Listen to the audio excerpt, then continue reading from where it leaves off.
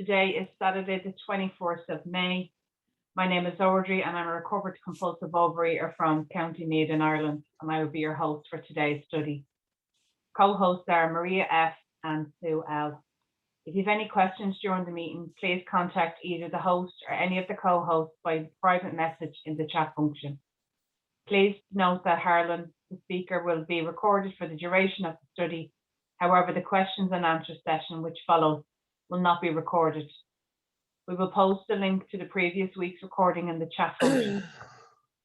We ask if you can please make sure to keep your microphone on mute at all times during today's study. And also please turn off your video if you are exercising, eating, or if you need to step away from your screen for any reason. We will also post the link to previous recordings and the 7th tradition in the chat function. I will now turn you over to Harlan. Thanks, Harlan. Can we hear? Thank you. Thank you very much. I appreciate that.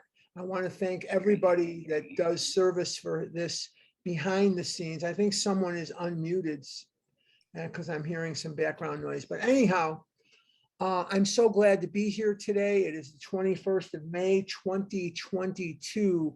And you know, I say this all the time, but I hope whether you're listening on podcast or you're listening to me right now on Zoom, that it is absolutely as stunning where you are as it is in Arizona this morning. It is just gorgeous. It's going up to 99 degrees today, and there isn't a cloud in the sky. And I hope that you are having beautiful, beautiful days where you are as well. Just a little bit of a reminder, we're doing Big Book this morning, and we're going to be doing Big Book next. Somebody is definitely unmuted. We're doing Big Book next Saturday, but we will not be doing it live on June the 4th, because June the 4th, I will be in Los Angeles, California, and on the 3rd, 4th, and 5th of June, we are going to be doing our first live Big Book retreat in over 2 years. So that will be very, very exciting.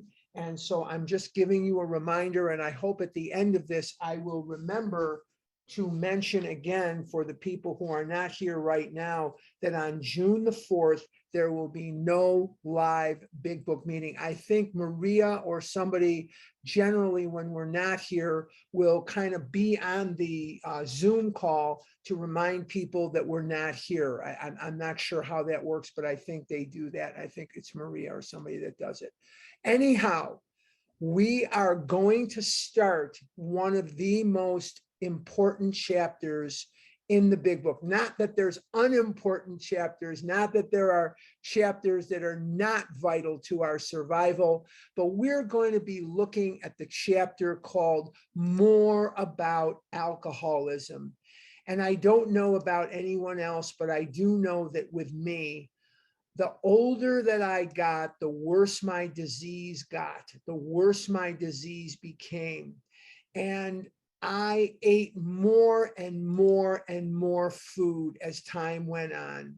I could not get the high from the food from one sandwich or one pizza or one, whatever that was, that I could from when I was a kid. And what kept happening is, as I got older and my metabolism slowed, and through the aging process, the disease got worse and worse and worse and worse. And so this is what I experienced. And the ravages of this disease became more and more impactful on me as time went on. And I saw the world was slipping away from me. I saw that life was no longer worth living. I saw that life became more and more tedious rather than less and less tedious. And the dreams that my friends could dream of weddings and dating and kids and careers and going and living normal lives were beyond me. I could not do those things. And everything in my life got impacted by this disease.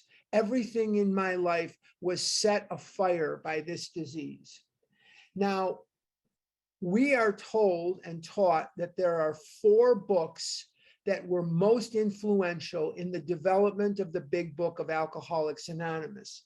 And those 4 books are the Sermon on the Mount by Emmett Fox, the New Testament book of James, the Varieties of Religious Experience by William James. And the 4th book is a book that was written in 1930. And it was written by a man whose name was, excuse me, Richard Peabody. And the name of the book is The Common Sense of Drinking. And in the book, The Common Sense of Drinking, we are given the information that is contained in this chapter. And in this chapter, we are going to expand on all of the things that Peabody taught us in The Common Sense of Drinking.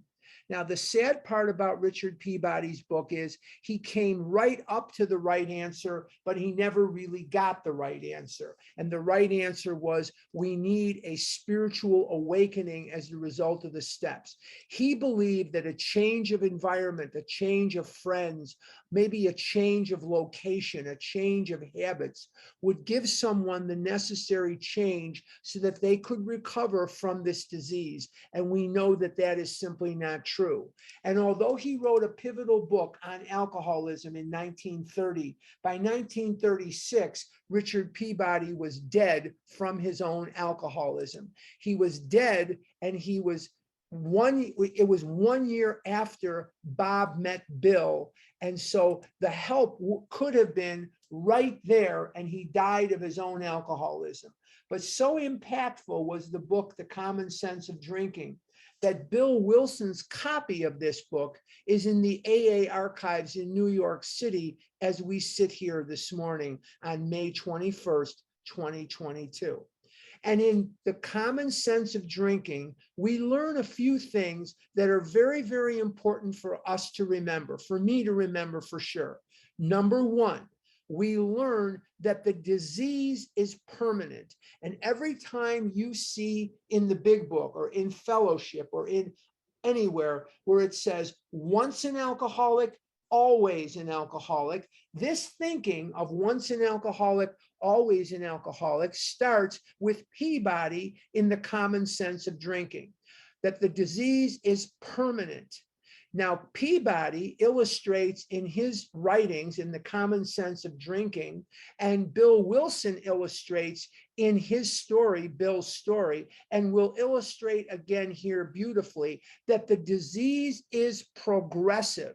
We fantasize, if you're anything like me, I fantasize that at some point in the future, when I'm 20, when I'm 30, when I'm 40, when I'm 50, that the disease will be in remission and I will be thin. And by then I will be either the quarterback of the Bears or I'll be the first baseman for the Cubs or something. I'll be in some position of envy, and the girls will all want to kiss me and everything else.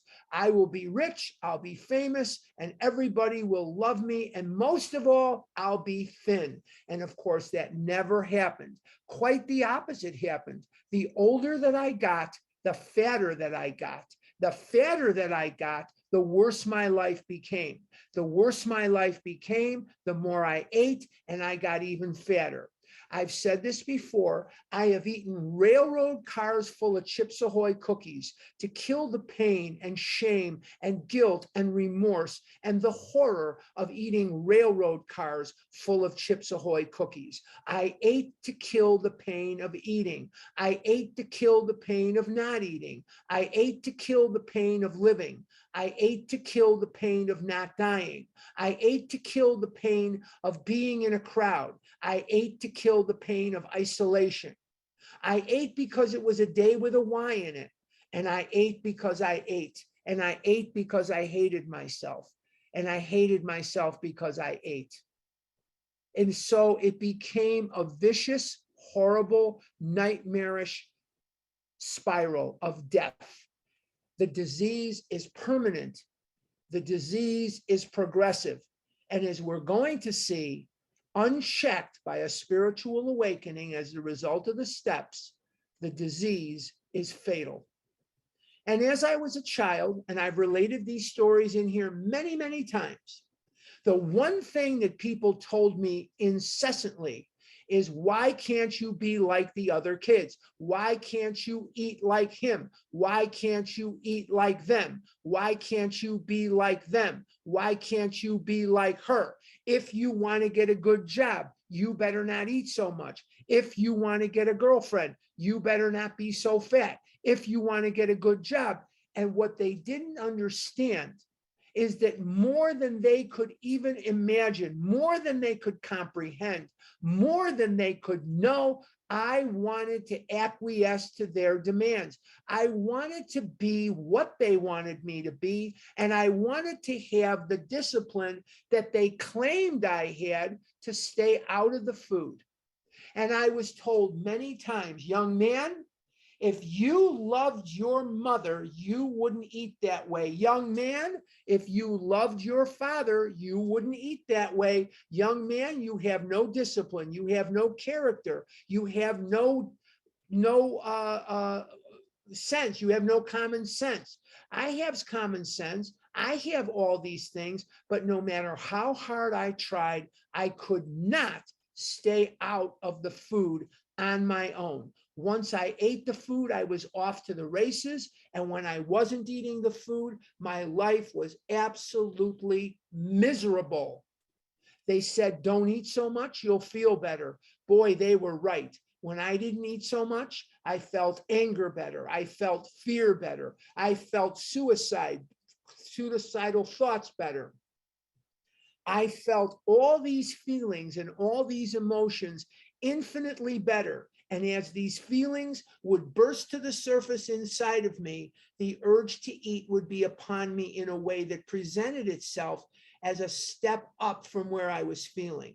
And I couldn't resist the urge to eat because the effect that the food gave me, that sense of ease and comfort that the food gave me, was so wonderful, so fantastic, and so elusive that I threw caution to the wind and hoped that maybe this time, if I eat an entire tin of Sara Lee brownies, maybe this time, if I eat a 2-pound bag of Doritos, maybe this time, if I eat 24 corn dogs, it won't make me fat and it won't destroy my life.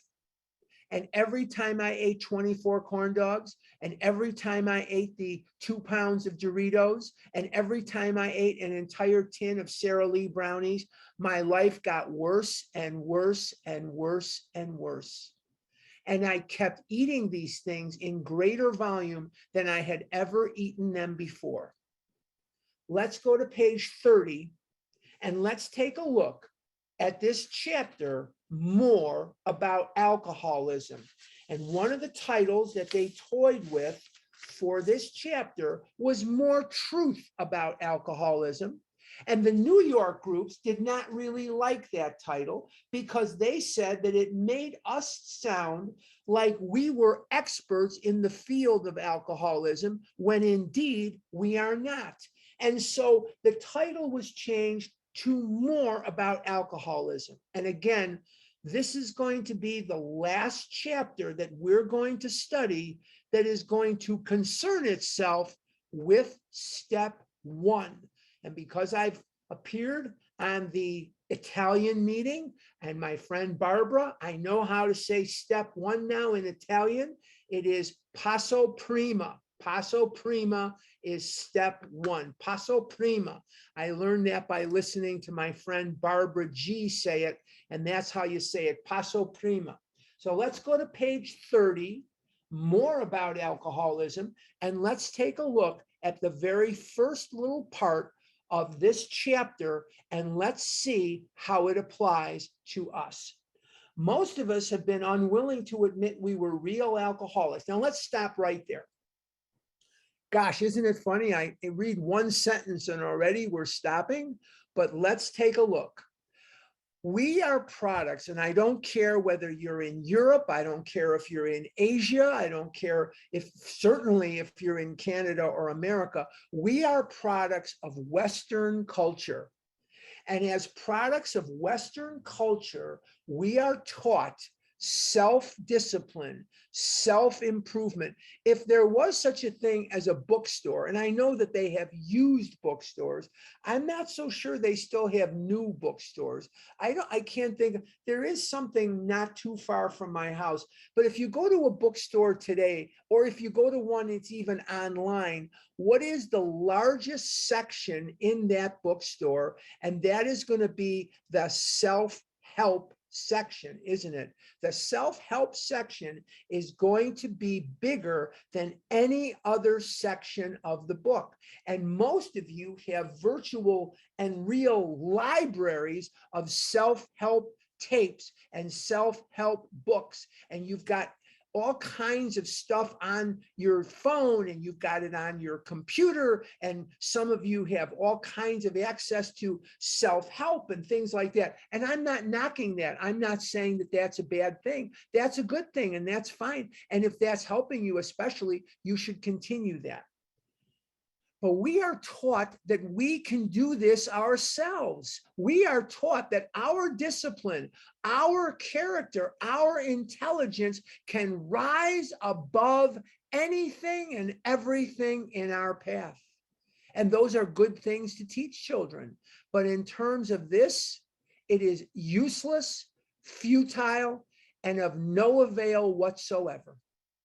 Because where alcohol is concerned, where food is concerned, the will is amazingly weakened. And this is also a disease unlike other diseases. Now, if you have, God forbid, a cold or a strep throat, or you have pneumonia, or you have a sprained ankle, and you get up in the morning and you have a cold, you say, oh, and then you probably say a dirty word, a golf word. You say, oh crap, I have a cold. You don't sit there and go, oh, there's nothing wrong. Oh, I don't have a cold. And you're blowing your nose every 15 minutes, and you get somebody on the phone and they say, whoa, dude, you've got a cold. What's going on over there? And you know you've got a cold. You don't live in denial of it, right? If you fall down, God forbid, and you roll your ankle, when you get up, you'll say, uh-oh, I think I sprained my ankle, right? You don't sit there and deny it. But this is the only disease I know of that tells the sufferer there's nothing wrong. Isn't that weird about our disease? The disease whispers in your ear that you don't have this disease. And that's one of the reasons that we strive throughout our life to be just like them when we can't be just like them. We will never be just like them. We are not just like them. We are like each other. But where food is concerned, the will is amazingly weakened. Let's continue. No person likes to think he is bodily and mentally different from his fellows. Bodily is the allergy, mentally is the twist of the mind. You know what no one said to me when I was 4 years old, 5 years old, 6 years old, 9 years old? No one said to me, including doctors, including whoever, no one said to me, I bet you have an illness of the mind and an illness of the body that we can only treat through a spiritual awakening as the result of the steps. Everyone said to me, Harlan Grabowski, don't you eat 7 hamburgers at a sitting. You eat a half a hamburger and you push yourself away from the table. That's what they said to me. And they probably said it to you too. I can only relate what they said to me though. No one said to me, no one, hey, I bet you have an illness of the mind and you have an illness of the body. And rather than continue to flail your useless discipline in the face of this juggernaut, we're going to sit down and we're going to take another look at what's going on here. And we're going to work through this together. But I'm going to bring in Fred over here. And Fred is a member of Overeaters Anonymous. And Fred is going to talk to you about some things you can do so that your desire to eat like this will not be present. No one said that to me. I was put on diet pills and you've heard me talk about this before, when I was 9 years old, I was put on heavy duty amphetamines.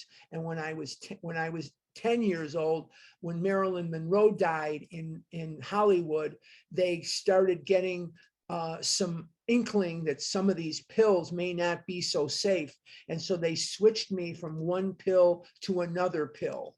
And so with the same exact results. But when I was 9 and 10 years old, I was on very heavy duty amphetamine. And I'm really, really telling you, I had a lot of resentment against my mother, and I had a lot of resentments against the doctor for doing that. You don't put a 9-year-old kid on heavy duty amphetamines. You just don't do that. Let's continue. Therefore, it is not surprising that our drinking careers have been characterized by countless vain attempts to prove we could drink like other people. And I was a kid, and I would watch a family. I could watch a father or a mother, and there'd be two siblings, and like it would be like McDonald's, or it would be like whatever, and they would take a sandwich. It could be at a picnic. It could be, it could be, it's funny when I say the word picnic, this is how my mind goes. I can smell the peanut butter and jelly, or I can smell the hot dogs cooking when I say it. And I live alone. There's nobody cooking anything. That's how the brain works. I just said the word picnic and I can smell the hot dogs on the grill. That's so crazy, isn't it? But I felt I had to share that with you because that's how my brain works. I'm a compulsive overeater. I have a compulsive overeater brain.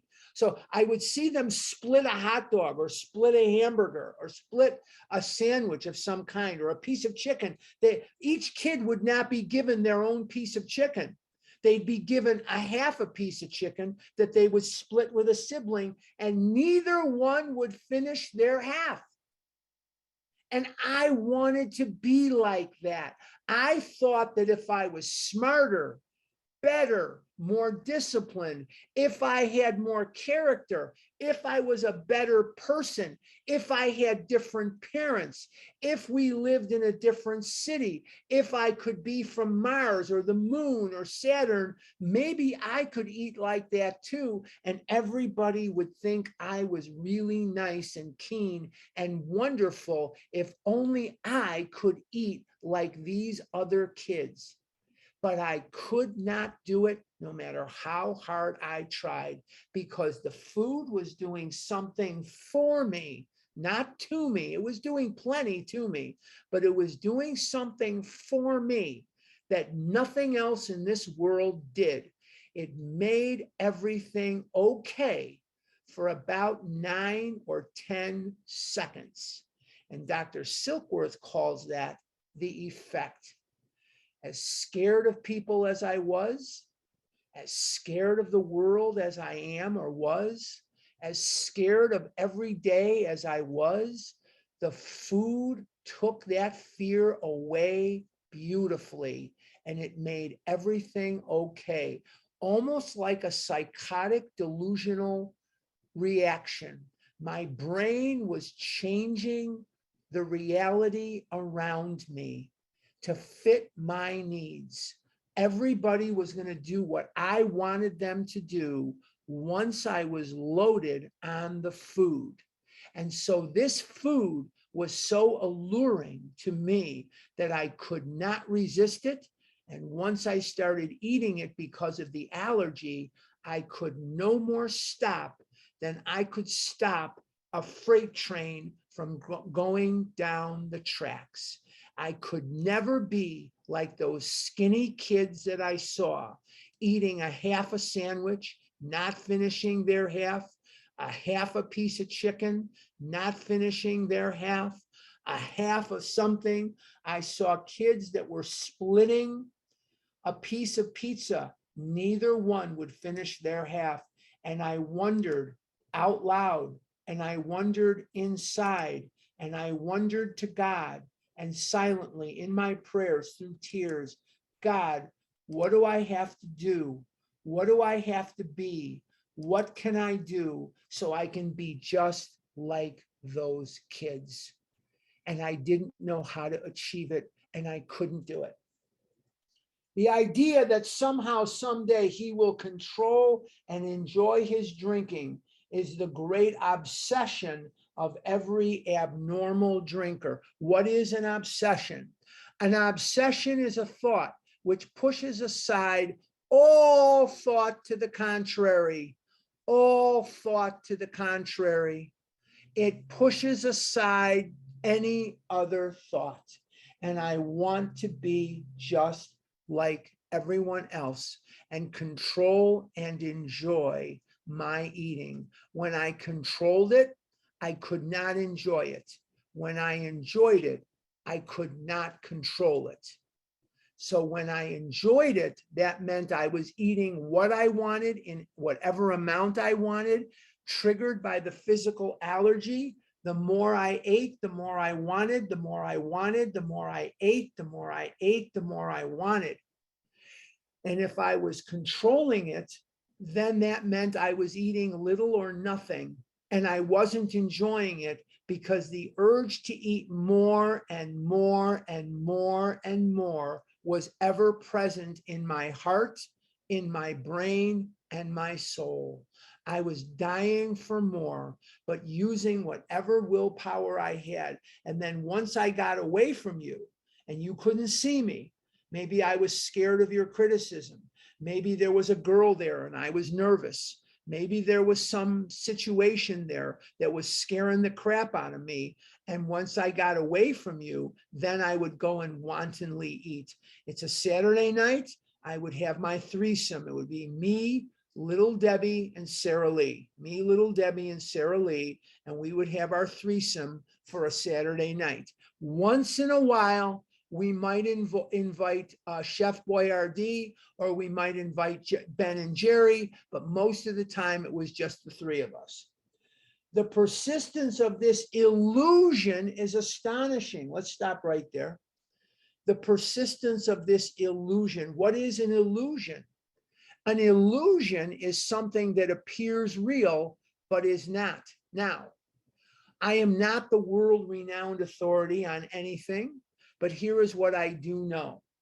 In the mind of an addict, whether they're addicted to food or drugs or alcohol or relationships or sex or gambling or whatever it is they are addicted to, there is a part of the brain where we live in a fantasy land. We fantasize. We live in fantasy land. And I had a friend of mine, unfortunately, he's dead now, too bad. He's been dead for a long time. Cancer took him out. He would go to a restaurant and he would say to a waitress, he was 30 years older than them or 20 years older than them, but he would say to a waitress, "Hey, I like your sweater. Your blue sweater really looks good." Then we'd go back to the same restaurant in a week and she'd be wearing the same sweater. So he took that as a signal that she wanted to date him. And I took it as a signal that maybe she's cold because it was January and it was Chicago. So she was probably freezing her butt off because when that door opens up, the wind from Chicago that we call the hawk is on the case. And when that door opened up, man, it was freezing in there. And that's why she was wearing the sweater. But he would be convinced that because she was wearing the same sweater, this was absolute proof positive that she wanted to go out with him. And of course, he was disappointed most of the time from these assumptions, but he never stopped having them. And I would laugh at him and think, what a fool. You know what? I had the same kind of fantasies. Maybe it wasn't about a waitress in a blue sweater. Maybe it was, but maybe it wasn't about a waitress in a blue sweater, but maybe it was about being able to eat Rice Krispie treats and eat one of them or half of one, or maybe it was about one day I'm going to be thin, one day I'm going to be rich, one day I'm going to be whatever I'm going to be. And of course, that never happened. So this illusion is astonishing. An illusion is something like a delusion that appears real, but is not. And in all addicted brains, there is that part of our brain that lives in a fantasy world. And if you cracked open the brain of an addict, if when you open the trunk of your car, if right about here in your head, you could just open up the head, you'd see this big section of the brain, and it would say fantasy land, fantasy land. And if you look at your own thoughts, if you are a compulsive overeater, there is that part of you that lives in fantasy land, because that's what we do. We can't change reality, so we fantasize and we have these illusions and delusions, and this is part of it. Many pursue it to the gates of insanity or death. There's 119 people here today. There's 119 people here today. And if there were people here because they needed to be here, there'd be 119,000 people here today. Okay? There'd be 119,000 people here today. And so many of us will not recover. I talk to people almost every day of my life that call me and they seek me out and they say, I've got to ask you a question. And they don't want to ask me a question. What they want to do is they want to fight with me, and they want to tell me why it's okay that they don't have to weigh and measure, why it's okay they're an exception to this rule or an exception to that rule. And I don't fight with people. If you're going to fight with me, you better marry me, because I ain't fighting with you. Unless we're married, I'm not fighting with you. I'm not. That's why I'm paid the big bucks. Nope, I'm not paid the big bucks, and I'm not fighting with anybody. No sirree, Bob. You want to go eat candy? You go right ahead. I was on the Family Afterward a couple of weeks ago, and it was questions and answers, and I handled a lot of the questions. And a woman says, I want to eat chocolate. Can I eat chocolate? And I said, no. And she didn't like that answer. That was not the answer she was looking for. So she was very upset with me because I told her you can't eat chocolate. I'm here to say I am not in charge of what you eat. You want to eat chocolate? Go eat chocolate. You want to eat whatever? Go eat whatever. I am not in charge. I am not the final authority. But it just really illustrates that many will pursue this to the gates of insanity or death. Insanity or death. And so many of us will die in this disease that it is very, very sad. This disease does not care who loves you. This disease does not care who needs you. This disease does not care how wonderful you are, how educated you are, how generous you are, how kind you are, how loving you are. Doesn't care how many children you have. Doesn't care what job you have, doesn't care if you have loving parents. This disease will take you out, and it will set your life on fire, and it will throw harsh, harmful biological weapons at you in the most unbelievable, unmerciful way, so that you are begging God for death, so that death will be a welcome end to your life. You will never have lived in this world if you do not get recovery. And the bottom line is still this disease is a murderer. It is a terrorist. In Yiddish, it's merdele. A merdele means a murderous thing. This disease has no mercy. It doesn't care whether you're male or female, rich or poor, black or white, tall or short, gay or straight. It doesn't care whether you're an American or a Swede. It doesn't care whether you're a Swede or an Italian or an Irishman. It doesn't care who you are, Jew, Gentile, atheist, Catholic, Protestant, Buddhist, Muslim, Methodist, doesn't care whether you're Mormon, doesn't care whatever it is you are. This disease is looking to take you out. And not only is it going to take you out, it is going to burn your life to a crisp, and it is going to vandalize your life, and it is going to putrefy your life in ways that you wouldn't do to your worst enemy. I have seen the ugliest side of this disease. I had dime and penny size ulcers in my legs where the pus used to run out. I couldn't stand. I couldn't sit. I couldn't do anything that was consistent to life. When I was in my early 30s, I had been in OA and I relapsed. I left OA. I was in a place called Skokie Valley Hospital in Skokie, Illinois, right outside Chicago. And I weighed in at 513 pounds. And I had cellulitis and staph infection in my lower extremities. My fever was 104. They said if I went up to 108, you're dead. They tried different antibiotics. Something worked. They were going to cut my leg off. They didn't. I was going to die. I didn't. But the bottom line was, on my chart, my friends showed this to me. It said 513 pounds. And then it took a note. There was a note underneath there. The 513 is no mistake. This man is humongous. This man is humongous. It said, this is not a mistake. They wanted people down in the labs to know that this was not some sort of mistake. And when they brought me into the hospital, I had to wait to be admitted because the shop, they had to call people from the shop. Now I'm running a fever and I have cellulitis and staph infection and I'm waiting to be admitted. And they had to get guys from the shop because all hospital beds have wheels on them.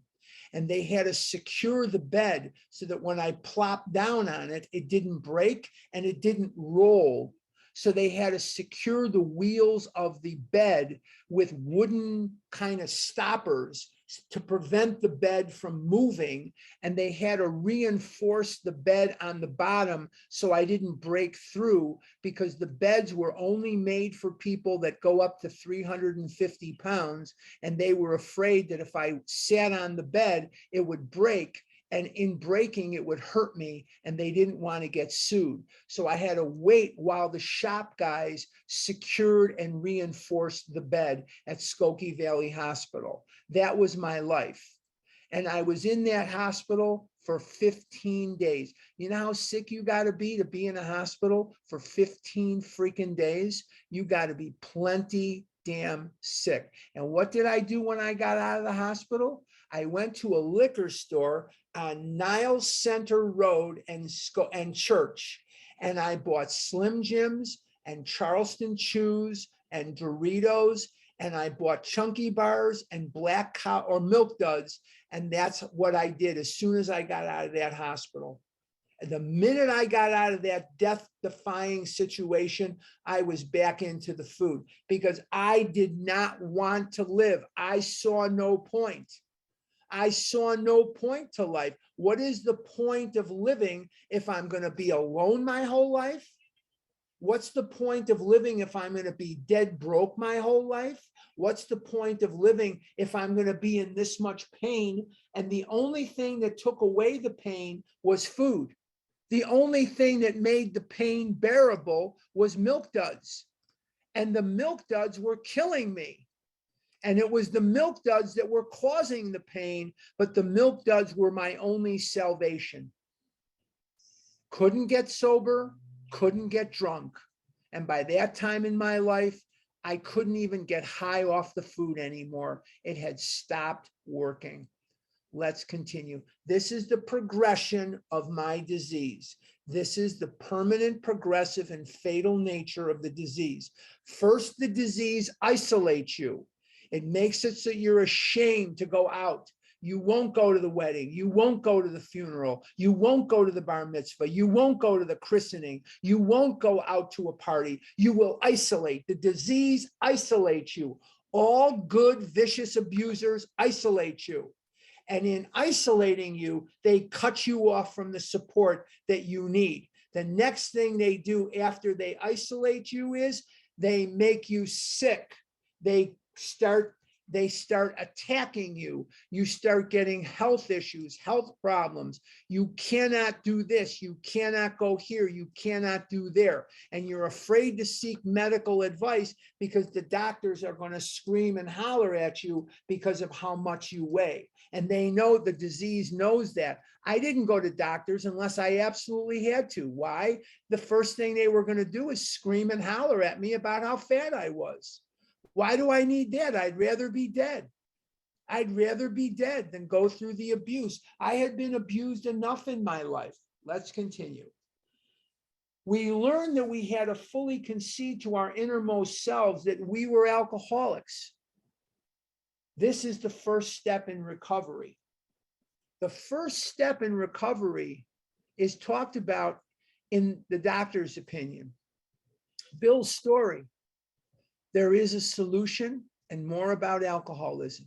No step has as many words or pages dedicated to it as step one.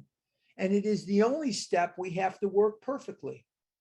The only step we have to work perfectly is step one. The delusion that we are like other people has to be smashed. We have a disease, or presently maybe has to be smashed. We have a disease that tells us we do not have a disease. We have a disease that tells us if I only work out all the time, I'll be okay. Thin does not treat the illness. Abstinence does not treat the illness. Abstinence does not treat the illness. Thin doesn't treat the illness. So I know that in questions and answers, somebody's going to say, what do you mean abstinence doesn't treat the illness? We're going to find out next week about a man who was bone dry for 25 years. 25 years, he didn't have a drink of liquor.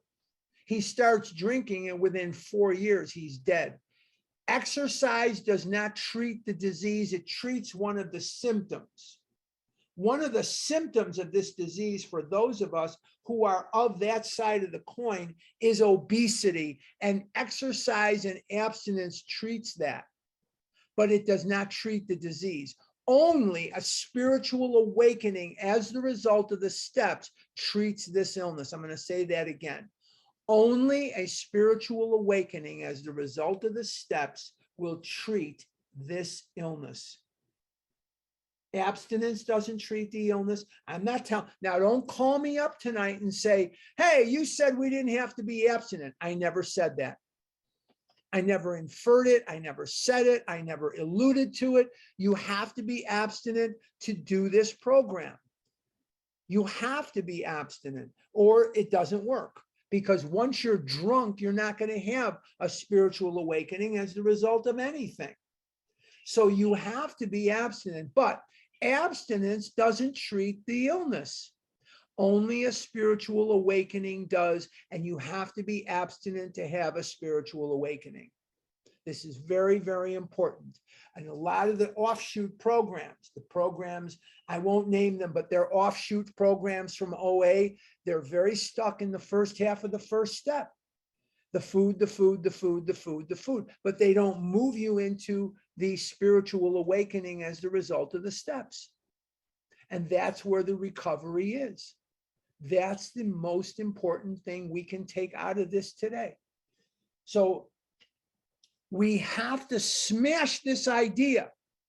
We have to smash the idea, the delusion that we are like other people or presently maybe has to be smashed.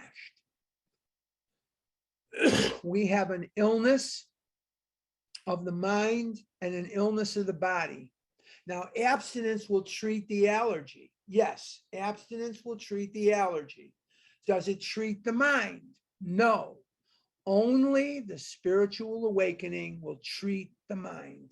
Let's continue. We don't have that much more time left. We alcoholics are men and women who have lost the ability to control our drinking.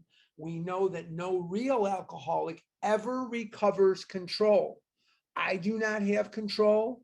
I'm abstinent 23 years. I don't know anyone that can control it. If I could control this, I would have done it 60 2 years ago when I was 5 years old. I would have gone on a diet like I did when I was 5, and I would not know any of you.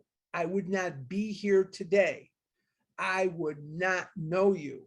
We're not going to get control at some day, some point. We're not going to go down to a weight that is going to let us live normally like other people. The only way we can live like other people is to continue to work the steps.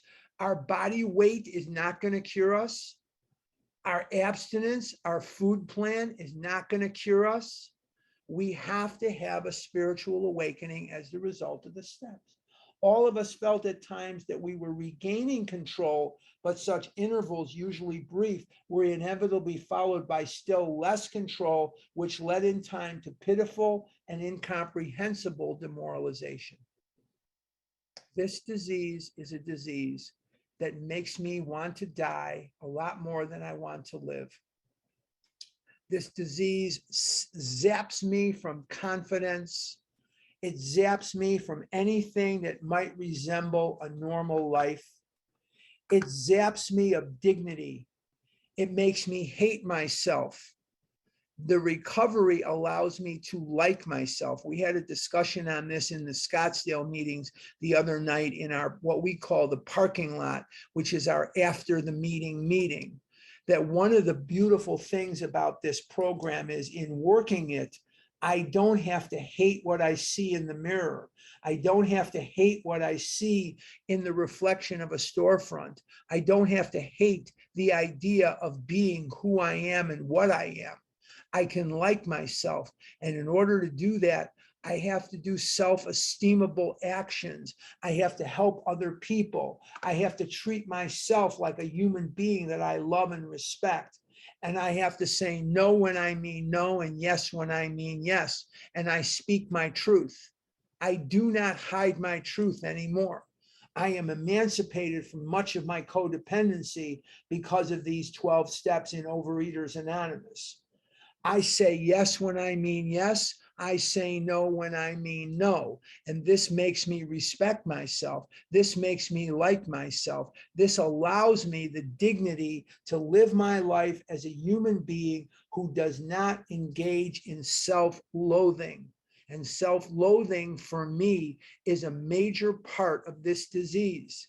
And that self-loathing made me feel like, what's the use anyhow? I might as well eat Sara Lee brownies. I might as well eat Little Debbie cakes. I might as well eat Chunky bars because I'm just going to die anyway. So what's the point? What's the point? Well, there's a lot of point. There's a lot of point. And the pitiful and incomprehensible demoralization. I can't even describe for you the nightmare of what my life is like in this disease. I am still paying the price for the Kentucky Fried Chicken that I ate in 1966. I am still paying the price for the Chips Ahoy cookies and the Kit Kat bars that I ate in 1967. I am still paying the price. I have bubby arms. I have thunder thighs. I get my thunder thighs from my mom. Thanks, Mom. I get my thunder thighs from my mom. I wish that I could be slim and trim like the other guys. As hard as I've worked, as much weight as I've lost, I will never look, especially to a female, I will never look like some of my friends. I see it when we go out. We don't go out all that much. I mean, we're all older now. We're all in our mid to upper 60s, and they have adult children and grandchildren and wives and things like that. But when we do go out, I see the gaze of the females or the waitress that comes to the table. They look right at my friends. They do not look at me. Why? I got the bubby arms. I got the thunder thighs.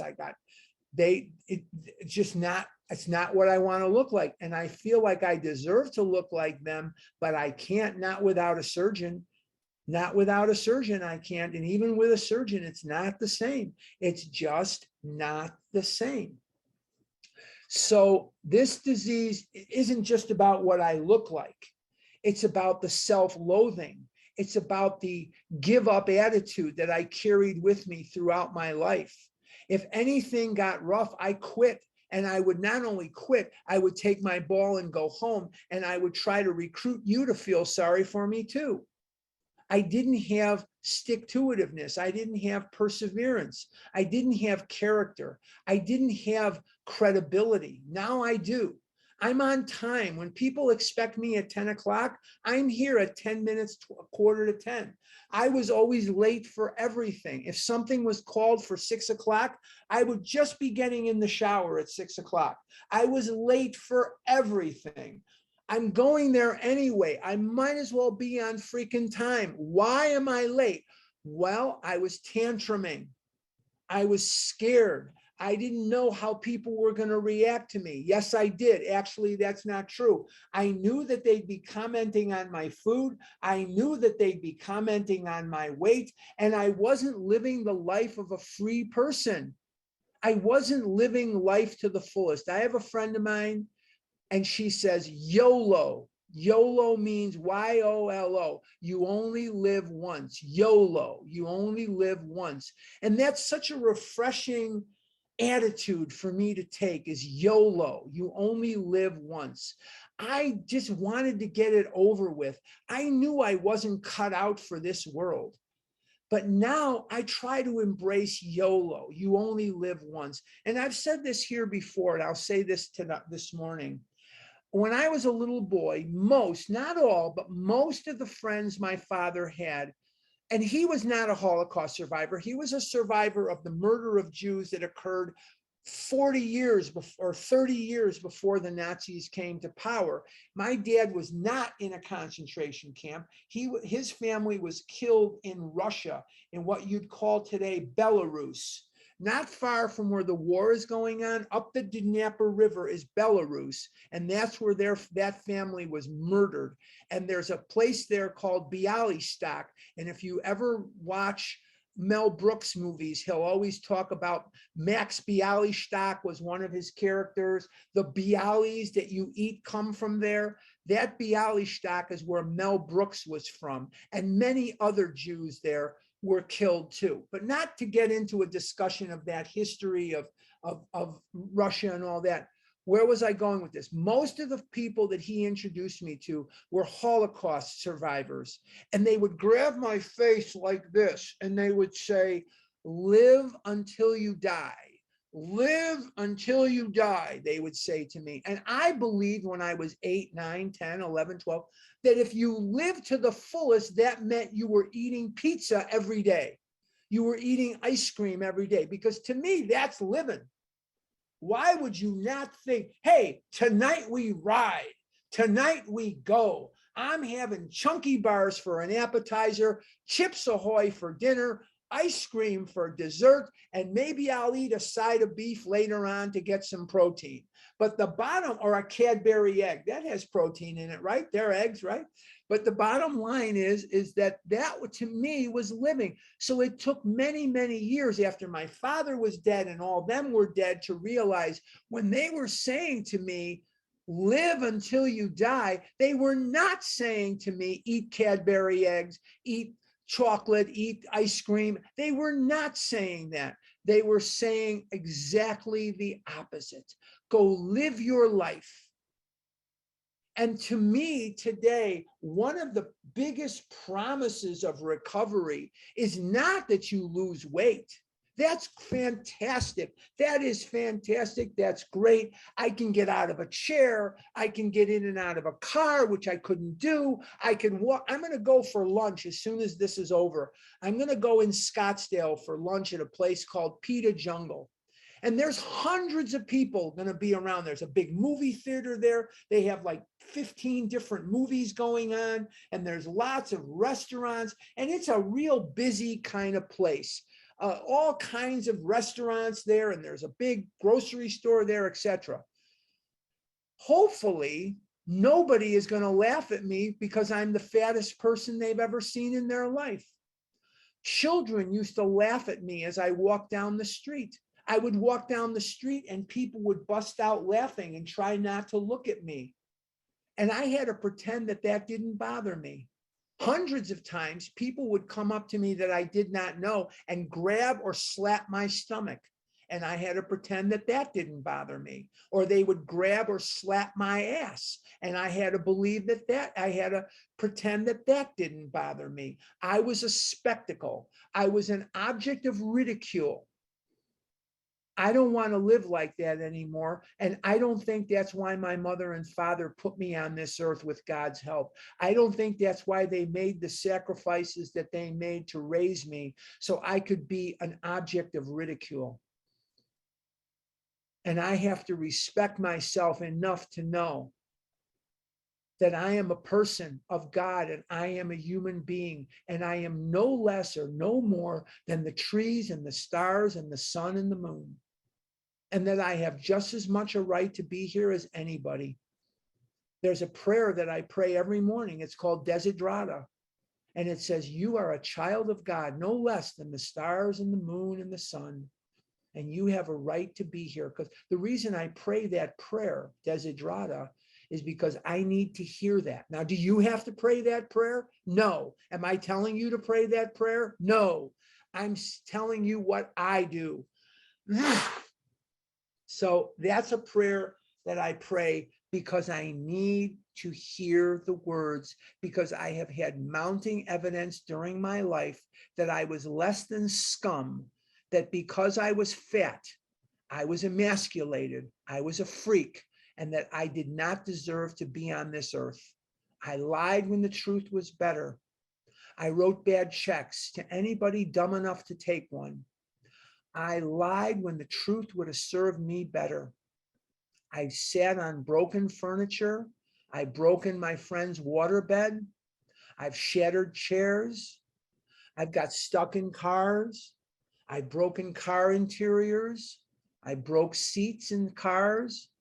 I smashed the springs in a car seat because of the weight that I carried. I don't have to live like that today. It's not just the weight. It's the freedom that I have to walk the streets a free man. I don't owe anybody a quarter. I'm even with the house. I'm even with the house. And I don't lie. And if I tell somebody I'm going to be someplace, you can put it in the frickin' bank that I'll be there. Let's finish the paragraph. We are convinced to a man that alcoholics of our type are in the grip of a progressive illness. The food works less, the devastation increases. The food works less, the devastation increases. The major factor there is the aging process. As you get away from 17, 18, 19, 20 years old, your factory, your digestive factory begins to slow. It begins to be less and less efficient. And as you age, your ability to burn this food decreases with every passing day. Over any considerable period, we get worse, never better. Worse, never better. So to encapsulate what we've done this week, we have introduced ourselves to the beginning volley of thoughts that are chapter 3, more about alcoholism. And we have seen what step 1 is. Step 1 is the concession to our innermost selves that we are alcoholics. What is an alcoholic? Besides Carl, who's on the camera right now, we've got Carl, and we also had Elsa before. But except for Carl, I'm going to assume that everybody here is a compulsive overeater. If you are a compulsive overeater, the first step in recovery is that admission to yourself that you are a compulsive overeater. What does that mean? Allergy of the body, twist of the mind. And what else does that mean? You have an illness which only a spiritual awakening will conquer. You must be abstinent, yes, but abstinence alone will not help you. Losing weight will not treat the disease. If it did, diets would work, and they don't. Now, before I throw it back to whomever, I assume Maria or Sue, I don't know. Before I throw it back, I want to remind you of some things. First of all, next week is a yes, and the week after is a no. Next week, we are meeting and we will be here. And then the next week after that, I am going to Los Angeles to do a live big book study. And that's going to take the 3rd, 4th, and 5th of June. So I will be in Los Angeles, California on those dates. And I think